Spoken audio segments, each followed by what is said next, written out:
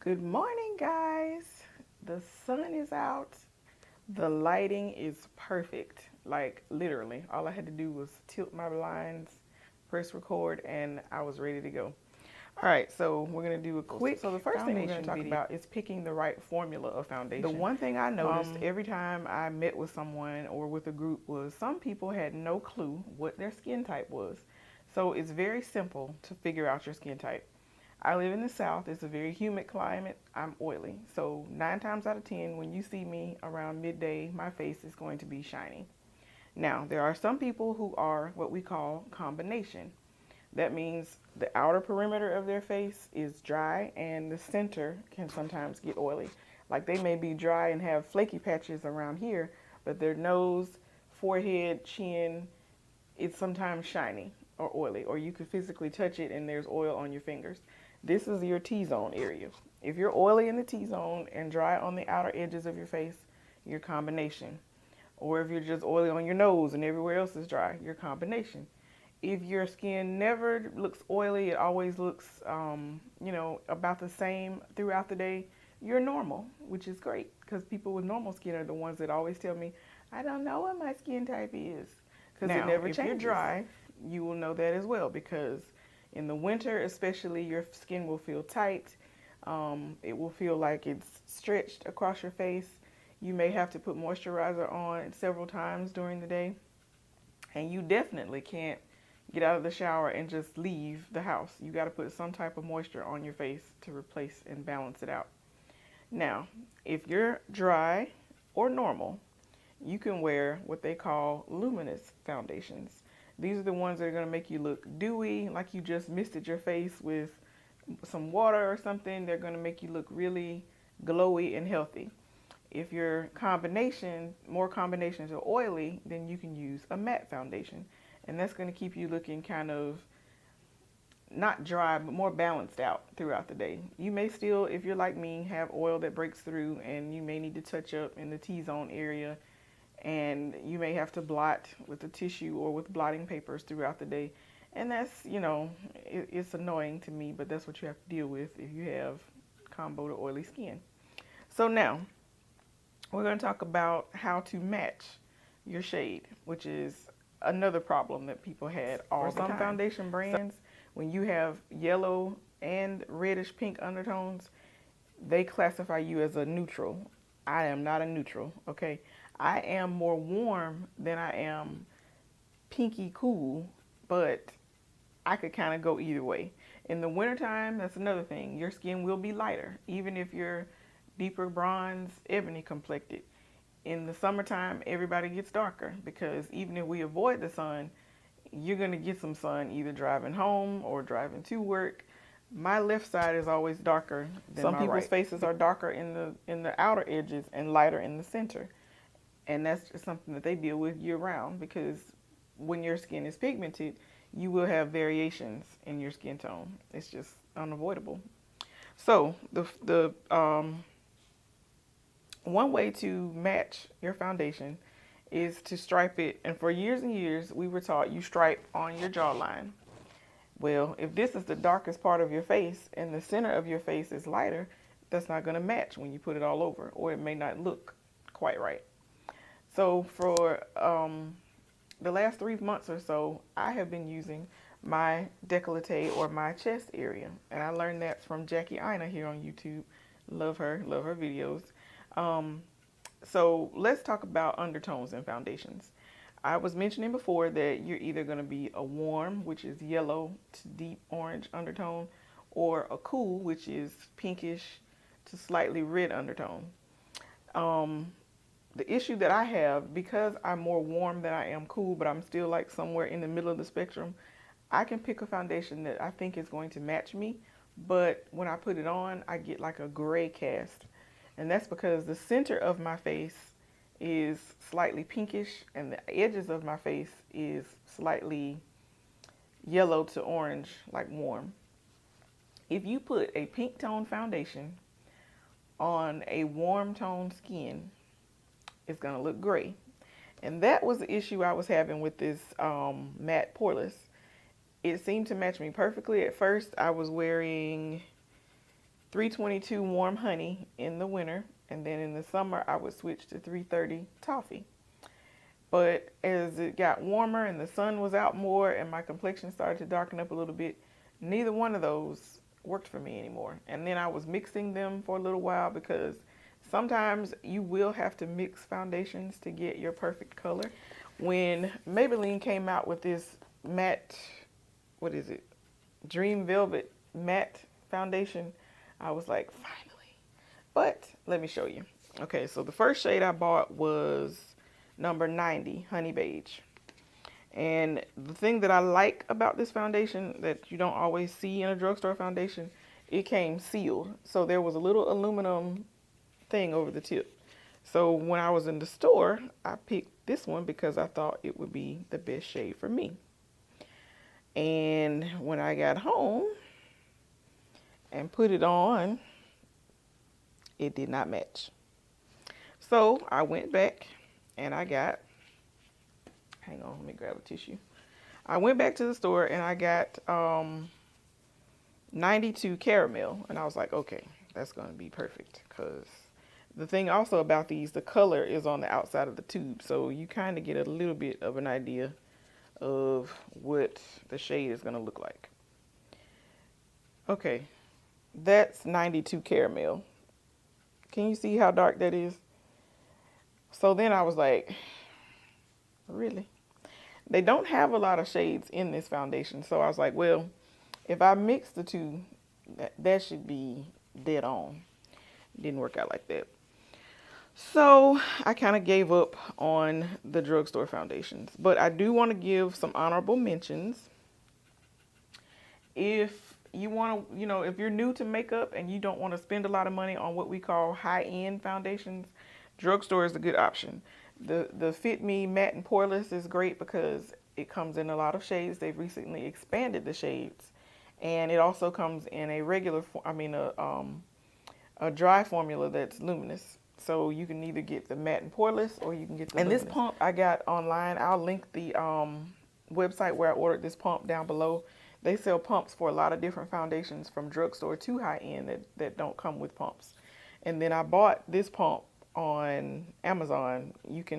This is my 330 Toffee in here, and it's an airless pump. So what you do is you pour the foundation in it, and then you have to kind of pump it until the little whatever you call this thing pushes up to the top so that it starts to come out of the pump. But anyway, that makes it convenient and easier to use. I had high hopes for this Milani foundation. It's extremely warm, which means it's a very yellow foundation on me. And not just me, but like I've seen some people here on YouTube review this that are lighter than I am, like ivory tone. And it's on them, it was too yellow. It does oxidize a little bit, and it stays extremely dewy. So even with primers and setting powder and stuff like that, I was extremely shiny with this foundation. I'll see if I can insert a picture because it was, I was Crisco status. But fear not. There is one more company that makes drugstore foundation, and I'm going to see if I can hold them all up at the same time. Black Opal is a favorite of mine. This is the stick, and let's see if it will focus on that. Come on, focus. Focus. Focus. Nope. Well, this is the stick version, and it comes in a variety of shades. This was one I was trying out during the winter. This is the shade Heavenly Honey. Then there's the Even True Flawless Skin Liquid Makeup. This is like a full coverage foundation, and this is Rich Caramel. Let's see. I'll swatch just a little bit for you. And this one, I think at the time I had purchased in the winter, and it was a little bit too dark. But I like the coverage on this one. It's good coverage. All right, and then there's also, wait, let me clean my finger off so I won't put foundation all over everything. The True Color Pore Perfecting Liquid Foundation. This is in the shade Truly Topaz. So you see, I was all over the spectrum trying to find my shade. What I do not suggest you do is go on YouTube and try to find somebody that you think is close to your skin tone and then purchase the color of foundation that they are using. This is the Truly Topaz. And it was a good match at the time. I think I purchased this in the middle of the summer, but with the oily thing, it did not work out. It just had me too shiny all the time. So now, we talked about skin types. We talked about mixing shades. We talked about luminous versus matte and all of that. Now, I have heard people say that you can look at your arm right here and tell what your undertones are by looking at your veins. And if your veins are greenish looking, then you're a warm undertone. If your veins look more blue, then they say that you're a cool undertone. That does not work for me, because if you look at my arm, some of my veins look green, some of my veins look blue. There again, I'm kind of in the middle. So, this is what I suggest that you do. Obviously, you can't open up all of the foundations in the drugstore and try them on. With the exception of some Walgreens. If it's a larger Walgreens where they stock more shades, sometimes they have testers, and they will let you, now they may be tethered to the counter where you can't take them more than 2 feet away, but they'll let you put some on your hand and test it out. I don't suggest trying foundation on your hand to color match. You can put it on your hand to get the texture and the feel of it, to see if it's going to be too heavy, too light, because there are some foundations that feel really heavy on the skin. I'm not a fan of those because I'm oily, but you're going to want to put a little bit on your chest if you can, because sometimes there's a difference in your face color, your neck color, and your chest color. If you match it to your chest, most of the time you'll be okay.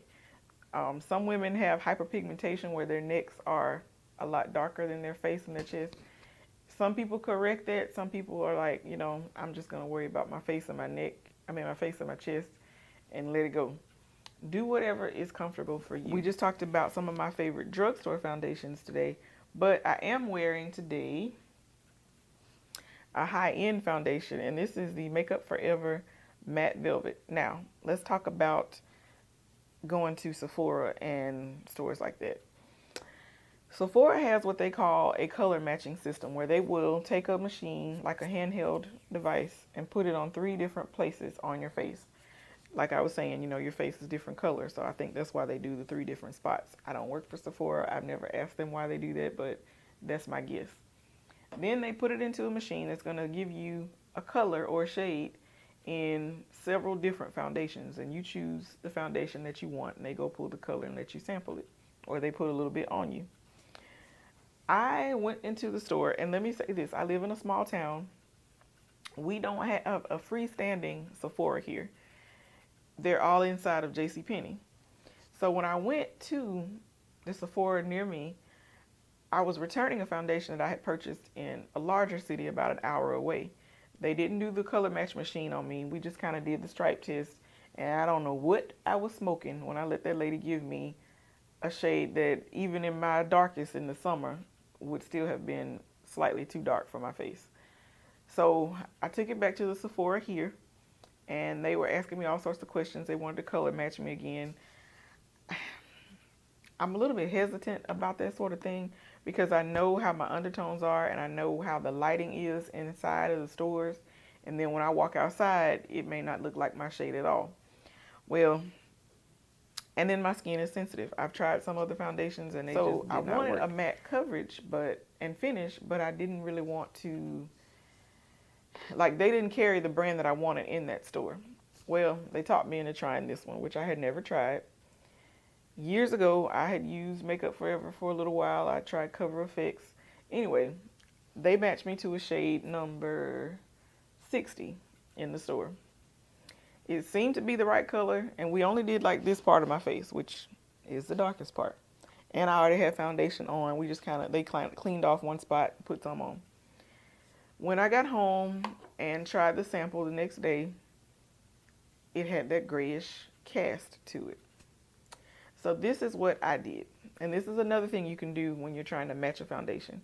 I went online on Sephora, and there was another shade above the one that they gave me that they did not have in the store. And she told me, she said, we don't have all the colors. So she was trying to use what they had in the store to match me when I obviously needed something a little bit different. She gave me shade number 60. And when I go online and check shade number 60, guess what? It's got pink undertones. So that's why my face looked gray yet again. So I decided that this is, let's see, this is shade number 65. This one said it was for medium to deep skin with beige golden undertones. That sounds like me. So since I had tried 60 and I knew 60 was not it, I decided to order 65. This is my first time wearing it today, so I'm going to test it out today and see, you know, how it oxidizes, if it oxidizes, what it looks like at the end of the day. I already know that the formula is one that I like, because when I tried the sample, at the end of the day, I still had foundation on. I was a little bit shiny in here, but nothing like I normally am when I wear a drugstore foundation, which is why I'm kind of in the test out mode right now. I hope that helped. I tried to cover everything. I'm looking at my notes. Sorry. Obviously, I can't speak to deeper skin tones, my bronze and ebony sisters, because I've been this color all my life. And it's taken me almost 42 years to learn how to work with the skin I have, what it likes, what it doesn't like, what I can use, what I can't use. But if you have any questions, leave them down below, and I will do my best to answer them for you, or find out the answers if I don't know. Give me a thumbs up if this was helpful and you enjoyed this channel, and you enjoyed like my personality, my presentation style. Then please subscribe and share my video so my channel can grow. I appreciate it. Thank you guys so much for watching. I hope you have a fabulous day. Oh, and before I forget, I told you what I had on my face. If you're wondering what's on my eyes and lips, I will tell you. This is the Nubian palette by Juvia's Place. It is my new obsession. I think I will be wearing this palette all summer. Today I have this shade right here on the lid, and I used this matte color. This reminds me of oops, I'm out of frame. This reminds me of Saddle by MAC. And then I use this color and this dark matte brown to deepen up the crease. And then on my lips is Jordana Easy Liner retractable lip liner in Coco Loco. It's a really gorgeous chocolate brown. And then I just kind of did a thick line with that, smudged it out a little bit with my fingers. And then I put the NYX Butter Gloss in Creme Brulee on top. It is kind of a neutral peachy coral shade. I think this is going to be one of my go-to lip colors for the summer, spring and summer too. So yeah, that was it. I hope you guys enjoyed it. Let me know what you think. Let me know what you want me to record next. If you want a part 2, comment down below, and I will see you guys in the next video.